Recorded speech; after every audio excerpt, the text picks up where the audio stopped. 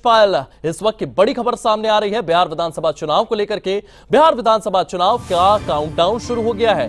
चुनाव आयोग कभी भी तारीखों का ऐलान कर सकता है। रविवार को चुनाव आयोग ने प्रेस कॉन्फ्रेंस की थी। विधानसभा चुनाव को लेकर के चुनाव आयोग का ऐलान सामने आया था।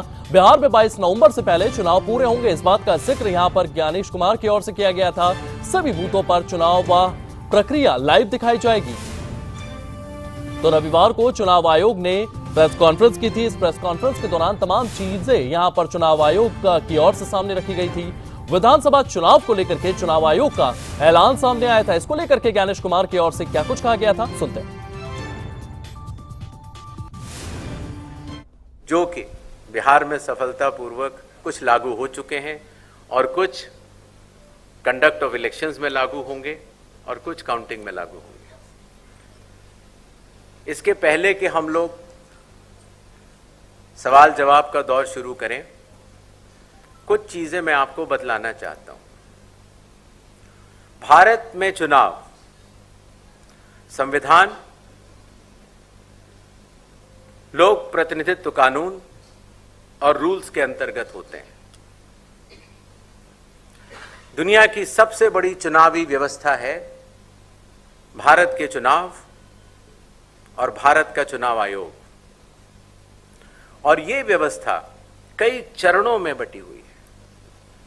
जैसे आपने देखा, मतदान केंद्र स्तर पर बूथ लेवल ऑफिसर, उनके ऊपर इलेक्टोरल रजिस्ट्रेशन ऑफिसर अर्थात ईआरओ अर्थात निर्वाचक पंजीकरण अधिकारी, जो कि एसडीएम स्तर के होते हैं। जो मतदाता सूची होती है उसको बनाने की जिम्मेदारी ईआरओस की होती है। बिहार के 243 हर विधानसभा में एक ईआरओ होता है और उन्होंने मिलकर बीएलओस के साथ मिलकर 243 ईआरओस, 90,217 बीएलओस ने मिलकर काफी वर्षों के बाद, लगभग 22 वर्षों के बाद मतदाता सूची के शुद्धिकरण का कार्य किया। अगर ईआरओ के निर्णय में किसी का मत, किसी का नाम अगर वोटर लिस्ट में ना आ पाए या किसी गलत आदमी का नाम आ जाए, तो इसके ऊपर डीएम के पास अपील होती है। और अगर डीएम के डिसीजन में अगर कोई भी त्रुटि किसी भी मतदाता को लगती है तो उसकी अपील चीफ इलेक्टोरल ऑफिसर के पास होती है। तो इस तरह से विकेंद्रीकृत वैधानिक अधिकारियों के तहत मतदाता सूची बनाई जाती है। इसी तरीके से जब चुनाव होते हैं तो चुनाव आयोग हर विधानसभा के लिए एक रिटर्निंग ऑफिसर को नियुक्त करता है, जिसका कार्य होता है अपने विधानसभा में चुनाव कराना। और जो भी उसका रिजल्ट आता है वो रिटर्निंग ऑफिसर प्रख्यापित भी करते हैं और चुनाव आयोग के निर्देशों का और कानून का अक्षरशः पालन करते हैं। ये बात मैंने आपको इसलिए बताई कि भारत के चुनाव दो भागों में बटे हुए हैं। एक मतदाता सूची को बनाना और दूसरा चुनाव कराना। और दोनों में विकेंद्रीकृत वैधानिक अधिकार दिए गए ईआरओस और रिटर्निंग ऑफिसर होते हैं और वो चुनाव आयोग द्वारा दिए गए निर्देशों का पालन करते हैं। और अगर उनके पालन में कहीं भी त्रुटि हो तो चुनाव आयोग उनको सुपरवाइज, डायरेक्ट और कंट्रोल भी करता है। और इसी खबर को लेकर के हमारे सहयोगी विनय हमारे साथ मौजूद है। विनय, चुनाव आयोग की प्रेस कॉन्फ्रेंस देखने को मिली है, जो इसमें एक बहुत महत्वपूर्ण बात कही गई है कि बिहार में 22 नवंबर से पहले चुनाव पूरे कर लिए जाएंगे। और देखिए, इसमें एक ताजा अपडेट यह है कि आज शाम को 4 बजे चुनाव आयोग की एक प्रेस कॉन्फ्रेंस होने जा रही है, जिसमें बिहार विधानसभा चुनावों की तारीखों का ऐलान किया जाना है। और ये भी माना जा रहा है कि सभी की सभी 243 सीटों पर विधानसभा चुनाव की तारीखों का ऐलान हो जाएगा। बीते कल ही चुनाव आयोग की तरफ से साफ कर दिया गया था कि 22 नवंबर से पहले चूंकि सरकार का गठन होना है, इसलिए 22 नवंबर से पहले ही चुनाव करा लिए जाएंगे। 22 नवंबर तक सरकार का गठन हो जाएगा। पिछले कुछ दिनों से बिहार विधानसभा चुनाव को लेकर चुनाव आयोग लगातार बैठकें कर रहा है। शनिवार को बिहार की सभी राजनीतिक पार्टियों के साथ एक बैठक की। बीते कल एक प्रेस कॉन्फ्रेंस करके बताया कि कितनी तैयारियां हैं, और ये भी कहा कि 22 नवंबर तक सरकार का गठन होना है, इसलिए 22 नवंबर से पहले चुनाव हो जाएंगे। अब ये चूंकि आज शाम को 4 बजे प्रेस कॉन्फ्रेंस है, तो उसमें पूरी संभावनाएं हैं कि बिहार विधानसभा चुनावों की तारीखों का ऐलान हो जाएगा। 243 विधानसभा सीटों में चुनाव होने हैं, तो ऐसे में देखना है कि कितने चरणों में चुनाव होता है। यह भी आशंकाएं जता जा रही थी कि बिहार विधानसभा चुनाव एक ही चरण में हो, इसको लेकर भी चुनाव आयोग कोशिश कर रहा है। तो लेकिन देखना होगा कि क्या यह संभव है कि 243 सीटों पर एक ही दिन विधानसभा चुनाव हो, या फिर अलग अलग चरणों में होगा, क्योंकि बिहार में बहुत से ऐसे विधानसभाएं हैं जहां पे ये कह सकते हैं कि हाई टेंशन होता है, बहुत विवाद होता है, इसलिए कई चरणों में बिहार में विधानसभा चुनाव हो सकते हैं। और जिस को लेकर अब देखना होगा कि कितने चरणों में ये चुनाव होंगे, कौन सी तारीख होगी।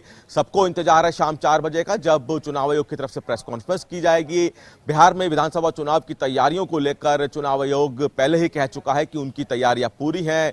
वोटर लिस्ट की जहां तक बात है, उसको लेकर भी अगर कोई विवाद है तो उसको भी समाधान किया जाएगा। कई नई चीजें इस बार बिहार विधानसभा चुनाव में देखने को मिलेगी। 17 नए अमेंडमेंट यहां पर मतदाताओं की सहूलियत के लिए यहां पे चुनाव आयोग की तरफ से किए गए हैं। और अगर ये अमेंडमेंट बिहार विधानसभा चुनाव में पूरी तरह से सक्सेस हुए, तो आने वाले दिनों में आपको ये अमेंडमेंट बिहार विधानसभा चुनाव के अलावा कई राज्यों के विधानसभा चुनाव और लोकसभा चुनावों में देखने को मिलेंगे।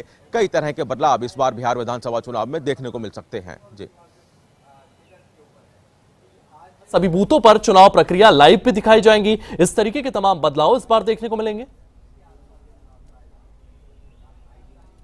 17 बदलाव हैं इस बार जो नए चुनाव आयोग की तरफ से आयाम किए जा रहे हैं, जिसमें कि सभी के सभी पोलिंग बूथ पर जो वोटिंग है उसकी लाइव कास्ट होगी। अभी तक 50 से 60% पोलिंग केंद्र पर ही लाइव कास्ट की सुविधा होती थी, लेकिन अब इस बार चुनाव आयोग सभी के सभी पोलिंग बूथ और पोलिंग सेंटर पर लाइव कास्ट की तैयारी में है। बिहार चुनाव में साफ कह दिया गया है कि सभी पोलिंग बूथ पर लाइव कास्ट होगा।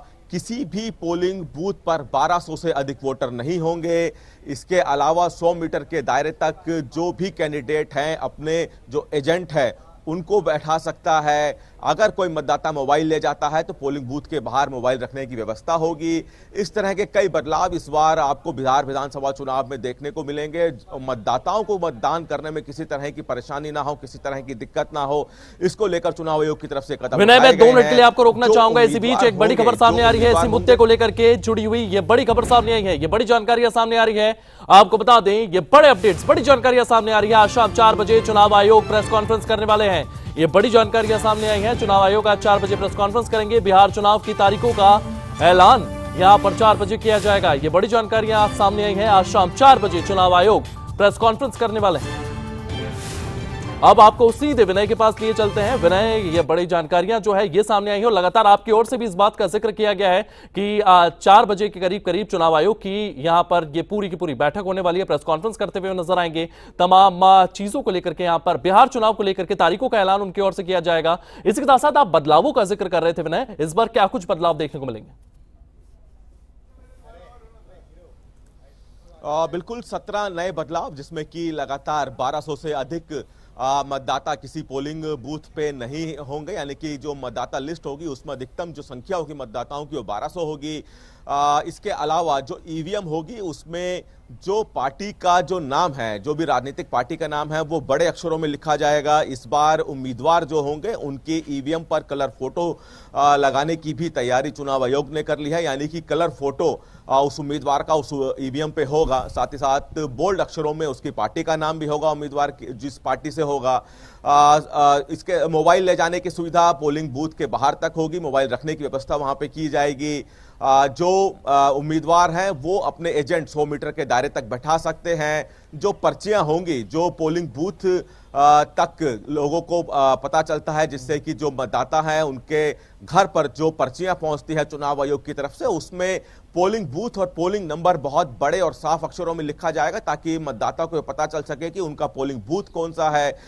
इसी तरह के कई बदलाव और कई सुगम मतदान हो, मतदाताओं को किसी तरह की परेशानी ना हो मतदान में, इसको लेकर चुनाव आयोग की तरफ से तैयारी कर ली गई है। देखना है कि क्या तारीखें होती हैं, क्योंकि शाम को 4 बजे दिल्ली के विज्ञान भवन में चुनाव आयुक्त की तरफ से प्रेस कॉन्फ्रेंस की जा रही है। कितने चरणों में चुनाव होगा, यह सबसे अहम रहता है। क्या यह संभव है कि एक ही चरण में चुनाव हो?